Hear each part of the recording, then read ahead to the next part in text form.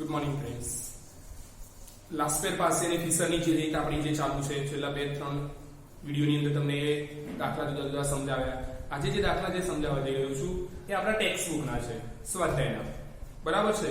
અને આ બે દાખલા જે ખરા એ બોર્ડની પરીક્ષામાં ઓછામાં ઓછા 3 થી 4 વખત રિપીટ થયેલા છે, એટલે કે મોસ્ટ આઈએમપી આપણા દાખલા છે. બરાબર ને. આની અંદર એક નાનકડો પોઈન્ટ પણ તમને નવો શીખવાડવા જઈ રહ્યો છું. તમને પેલા પોઈન્ટ તો યાદ જ હશે કે ભાઈ ક્વિન્ટલ હોય ત્યારે ભાવને ભાગવાનો છે 100 વડે, ટન હશે ત્યારે ભાવને 1000 વડે ભાગવાના છે, 20 કિગ્રા આપી તો ભાવને ભાગવાના છે, એટલે કે ભાવને આપણે ભાગાકાર કરતા. પણ આજે દાખલામાં તો કંઈક જથ્થામાં ફેરફાર કરતા શીખીશું. બરાબર છે. હવે અહીંયા આપણો દાખલો જે ખરો વસ્તુ A B C D આપેલી છે. હવે અહીંયા એકમમાં 20 કિગ્રા આપેલું છે, એટલે તમને ખ્યાલ છે કે ભાઈ ભાવને આપણે 20 વડે ભાગવાના છે. અહીંયા કિગ્રા છે એટલે ભાવને ભાગવાનો કોઈ સવાલ નથી. અહીંયા ક્વિન્ટલ આપેલું છે એટલે ભાવને તમારે 1000 વડે ભાગવાના રહેશે. ડઝન છે એટલે ભાવને આપણે 12 વડે ભાગીએ છીએ.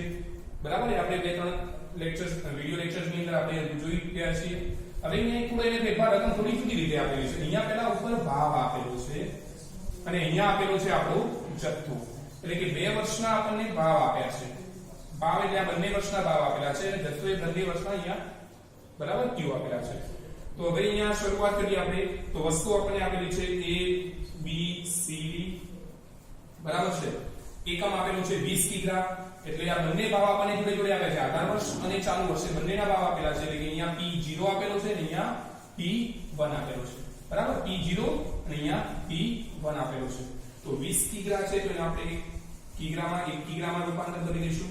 રૂપાંતર કરતી વખતે આપણને ખ્યાલ છે કે ભાવને આપણે 20 વડે ભાગવા પડશે. અહીંયા બંને ભાગ જોડે જોડે આપ્યા છે. જ્યારે લાસ્ટ એક્ઝામ્પલ આપણે જોયું એમાં ભાવ અલગ અલગ હતા.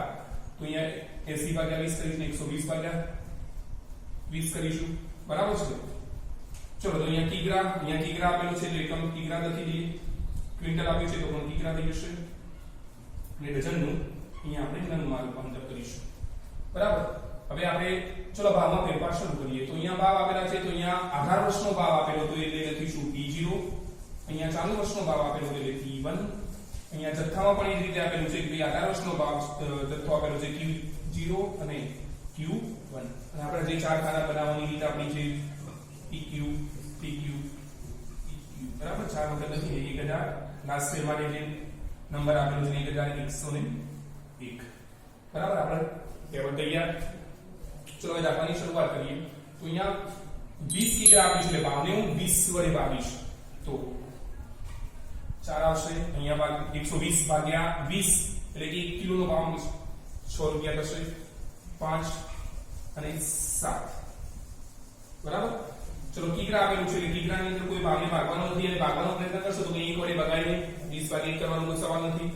તો અહીંયા આવશે 20, અહીંયા આવશે 24. હવે એક નવો પોઈન્ટ છે આજે શીખવાનો છે કે કિગ્રા તો એટલે આપણે ભાવને 20 અને 24 ભાગ એમના એમ રાખ્યા, પણ અહીંયા ભાવ કિલોનો આપેલો હતો. જ્યારે અહીંયા જથ્થો જે ખરો એ તમને ગ્રામની અંદર આપેલો છે. જથ્થો જે ખરો જોઈ લો બરાબર રકમમાં કે અહીંયા જથ્થો 2000 ગ્રામ અને 4000 ગ્રામ આપેલો છે. તો એક બાબત ધ્યાન રાખજો જે આજે આ દાખલામાં શીખવાની છે કે જ્યારે ભાવ તમને કિલોમાં આપેલો હોય અને જથ્થો જે ખરો એ ગ્રામમાં હોય તો ગ્રામને કિલોમાં રૂપાંતર કરવાનું રહેશે. ભાવને તો ભાગવાનો સવાલ નથી કે 20/1 કરીએ નહીં આપણે. બરાબર. તો અહીંયા 2000 ગ્રામ હતું અને અહીંયા 4000 ગ્રામ હતું. 2000 ગ્રામને આપણે કિલોમાં રૂપાંતર કરી દઈશું તો 2 કિલો થશે અને અહીંયા 4000 ગ્રામ એટલે કે 4 કિલો થશે. તો આ બાબતને ખાસ ધ્યાન રાખજો. જે લાસ્ટ બે દાખલા આપણે જે શીખ્યા હતા એમાં આવી નહોતી. આજે આ દાખલાની અંદર 2000 ગ્રામ અને 4000 ગ્રામ આપેલું છે જેને આપણે કિલોમાં રૂપાંતર કરી દઈએ. તો ભાવને એમને રાખ્યો 20 અને 24 કેમ કિલોનો જ ભાવ આપેલો તો આપણને. તો અહીંયા 2000 ગ્રામ એટલે કે 2 કિલો અને 4000 ગ્રામ એટલે કે 4 કિલો અહીંયા રૂપાંતર કર્યું. બરાબર. જે આ દાખલામાં નવું પોઈન્ટ તો 2000 ગ્રામ અને 4000 ગ્રામ તો 2 અને 4. ઓકે. ક્વિન્ટલ આપેલું છે તો ભાવને આપણે 100 વડે ભાગીશું. 20 અહીંયા ભાગાકાર કરીને આપણે 100 અહીંયા પણ 100 વડે ભાગીશું તો 20 અને 28 આવશે. જથ્થો એમના રહેશે આપણો 10 અને 15.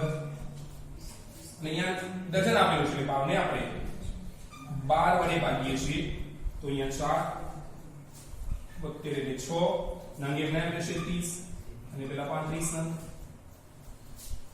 બરાબર. તો આપણો ટેબલ તૈયાર. હવે તમને જે રેગ્યુલરલી જે આપણે દાખલા ગણીએ છીએ એ પ્રમાણે ગુણાકાર કરવાનો રહેશે. હવે અહીંયા ગુણાકાર તમારો P1 અને Q0 પછી ખાનું બનશે આપણું P0 અને Q0 નું P1 અને Q1 અને P0 અને Q1. ખાસ નવો પોઈન્ટ વારંવાર કહું છું કે અહીંયા ગ્રામ આપેલું હતું, ભાવ કિલોમાં હતો, એટલે આપણે ગ્રામને મેં રૂપાંતર કર્યા. આમ તો જથ્થાને આપણે કદી ભાગતા નથી, એક પણ દાખલામાં આપણે જથ્થામાં કોઈ ફેરફાર કરતા નથી, પરંતુ ભાવ અહીંયા કિલોમાં આપેલો તો માટે આપણે અહીંયા જથ્થામાં ફેરફાર કર્યો. બરાબર? તો અહીંયા 2 અને 4 ગ્રામની જગ્યાએ કિલોમાં રૂપાંતર કર્યું છે. હવે તમારે ગુણાકાર કરવાનો રહેશે, જેની અંદર પહેલું ખાનું તમારું P1 અને Q0, તો આ આપણું P1 અને Q0, તો ગુણાકાર કરીએ 30 48 280 અને 180. બરાબર? હવે 0 0 નો ગુણાકાર કરવાનો રહેશે, તો 20 24 2 48 560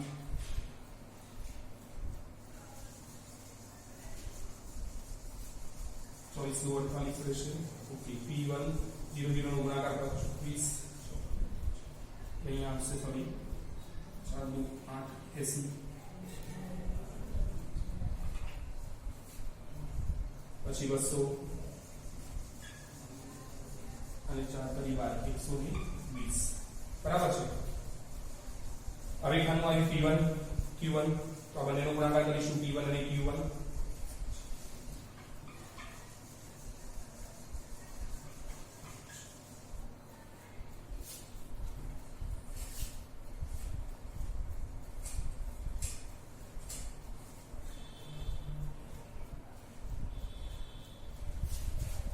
અને 210 મારી પાસે દાખલો બનેલો છે. બરાબર? એટલે અહીંયા હું સીધી રકમ મૂકું છું, તમારે કેલ્ક્યુલેટરનો ઉપયોગ કરીને આ ગુણાકાર કરવાનો રહેશે. અને લાસ્ટ ખાનું આપણું P0 અને Q1, તો અહીંયા ગુણાકાર કરવાથી મળશે આપણને 28 80 300 અને 140. બરાબર? ગુણાકાર તમને ખ્યાલ છે કે કઈ રીતે આ ખાના બનાવવા. ઓકે, હવે એનું નેક્સ્ટ સ્ટેપ આપણું આ છેલ્લા 4 ખાનાનો શું કરવાનું રહેશે? સરવાળો. એનો સરવાળો તમે કેલ્ક્યુલેટરની મદદથી જ્યારે કરશો ત્યારે તમારો સરવાળો તમને મળશે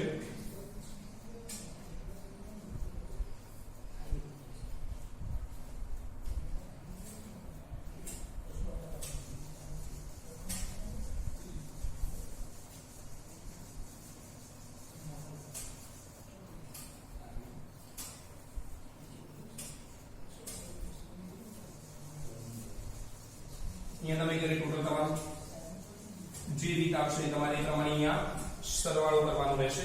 અને સરવાળો કર્યા પછી તમને ખ્યાલ છે કે સૂત્રો IL IP અને IF નો ઉપયોગ રહેશે.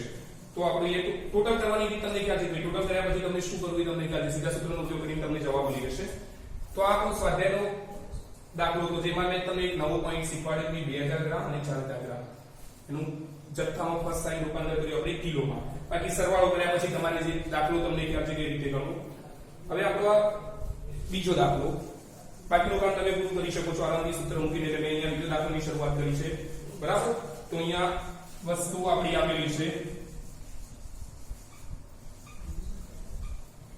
ABCD. અહીંયા આપણને એકમ આપેલો છે. હવે એકમની અંદર 20 કિગ્રા આપ્યું છે, એટલે 20 કિગ્રાને આપણે રૂપાંતર કરી દઈશું તો કિગ્રામાં રૂપાંતર થશે. અહીંયા 5 ડઝન છે તો અહીંયા ડઝનમાં થશે. અહીંયા કિગ્રા આપેલું છે તો એ 9 રહેશે, અને 5 લીટરનું લીટરમાં રૂપાંતર થશે. બરાબર? ઓકે, હવે તમારી પાસે બે આધાર વર્ષ 2014 અને ચાલુ વર્ષ 2015 આપેલું છે. હવે અહીંયા ભાવ અને જથ્થો આપેલા છે, ભાવ જથ્થો. બરાબર? તો આધાર વર્ષના ભાવને આપણે P0, જથ્થાને આપણે Q0, ચાલુ વર્ષના ભાવને P1 અને Q1, અને ચાર આપણા ખાના જે બનાવીએ છીએ એ રીતે PQ અને PQ લખીશું 1000 101 જે રીતે આપણે રેગ્યુલરલી દાખલો જે ગણીએ છીએ. અહીંયા તમને પોઈન્ટ પૂરો દાખલો ગણાવતો નથી, તમારા હોમવર્કમાં હું તમને આ મૂકીશ, પોઈન્ટ સમજાવી લઉં છું તમને. ઓકે, તો ચલો શરૂઆત કરીએ. આમાં પણ એક નવો પોઈન્ટ છે કે આપણે અત્યારે ડઝન એક ડઝન આપેલું હતું ત્યારે આપણે ભાવને 12 વડે ભાગતા, અહીંયા એને 5 ડઝન આપેલું છે.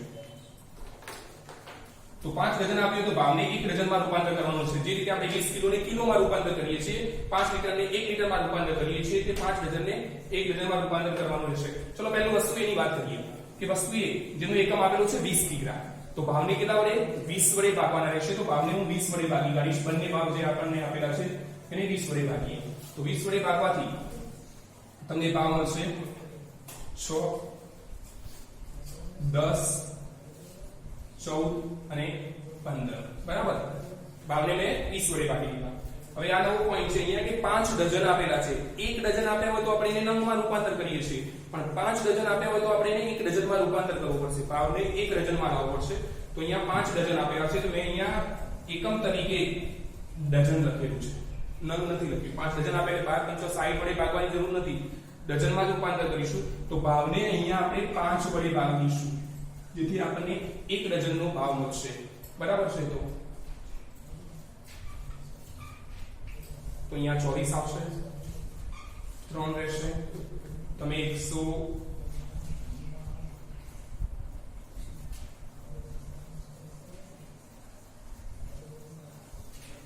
140 ભાગ્યા તમે 5 કરશો તો તમને ભાવ મળશે 28. અને અહીંયા એક બીજી મહત્વની બાબત આપેલી છે. 120 ભાગ્યા 5 કર્યા તો મને 24, એટલે 1 ડઝનનો ભાવ આવે છે. અહીંયા 3 ડઝન જ આપેલા હતા તો એમના એમ રહેશે. 124 ભાગ્યા 5 કર્યા તો ભાવ મળે 1 ડઝનનો ભાવ મળ્યો મને 28. અને અહીંયા 48 નંગ આપેલા હતા. અહીંયા જથ્થો 3 ડઝન હતો, જ્યારે અહીંયા 48 નંગ હતા. તો આપણે જથ્થાને ડઝનમાં ફેરવી દઈએ છીએ, કેમ કે ભાવને આપણે 1 ડઝનમાં આપ્યો તો બધું ડઝનમાં હોવું જોઈએ. તો 1 ડઝન, તો ભાવ પણ ડઝનનો આવે 24. 1 ડઝનનો ભાવ 24 હતો, અહીંયા 1 ડઝનનો ભાવ 28. તો 48 નંગ હતા, તો એને આપણે ડઝનમાં રૂપાંતર કરી દઈએ તો આપણે 12 વડે ભાગવાથી 4 ડઝન મળી રહેશે. તો જથ્થાને ફેરફાર કર્યો આપણે 4 ડઝન. બરાબર છે. હવે કિગ્રા, તો કિગ્રામાં 4. અહીંયા પણ જે આગલા દાખલામાં તમને સમજાવી એવી રીતે જથ્થો ગ્રામમાં આપેલું છે, તો ગ્રામમાં આપેલું હોય ત્યારે એને કિલોમાં રૂપાંતર કરવાનું રહેશે. તો 5000 ગ્રામ ભાગ્યા આપણે 1000 કરીશું એટલે 5 કિલો થશે. અહીંયા 8, અને પેલો તો કિલોમાં આપેલું છે 4 કિગ્રા. બરાબર છે. તો આપણું કામ પૂરું. હવે 5 લીટર આપેલું છે, તો ભાવને કેટલા વડે ભાગવાના રહેશે? 5 વડે. તો ભાવને આપણે 5 વડે બંનેને ભાગી કાઢીશું કે ભાઈ 52 ભાગ્યા 5 10.4 તમને મળી હશે. 15 લીટર. 58 ભાગ્યા તમે 5 કરશો તો 11.6 મળશે અને 20 લીટર. બરાબર છે. તો આપણો ખાનું તૈયાર.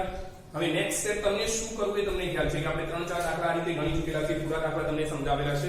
4 ખાના બનાવ્યા પછી તમને ખાનાનો ગુણાકાર કરતા તો કેલ્ક્યુલેટરની મદદથી કરી શકશો આરામથી. P1 Q0, P0 Q0, P1 Q1 અને P0 Q1. દાખલો અધૂરો એટલા માટે રાખું છું કે મેં તમને આ રીતના 4 દાખલા તમને સમજાવ્યા છે અને આ તમારા સ્વાધ્યાયના દાખલા છે. તમને એક હિન્ટ આપી દીધી કે આ પોઈન્ટ જે ખરો એમાં નવો ટોપિક કયો આવે એકવાર ફરીથી રિપીટ કરી લઉં છું. આ બંને દાખલામાં જોઈ લેજો કે અહીંયા આજ સુધી આપણે જથ્થામાં રૂપાંતર કોઈ ફેરફાર કરતા નહોતા, પરંતુ અહીંયા 1 કિલોનો ભાવ આપેલો હતો 20 અને 24 જ આપેલો હતો, પણ અહીંયા ગ્રામ આપેલું હતું એટલે ગ્રામને મેં કિલોમાં રૂપાંતર કરી 2000 ગ્રામની જગ્યાએ 2 કિલો લખ્યું છે, 4000 ગ્રામની જગ્યાએ 4. તો યાદ રાખજો જથ્થો ગ્રામમાં આપ્યો હોય ત્યારે તમારે કિલોમાં રૂપાંતર કરવાનું રહેશે.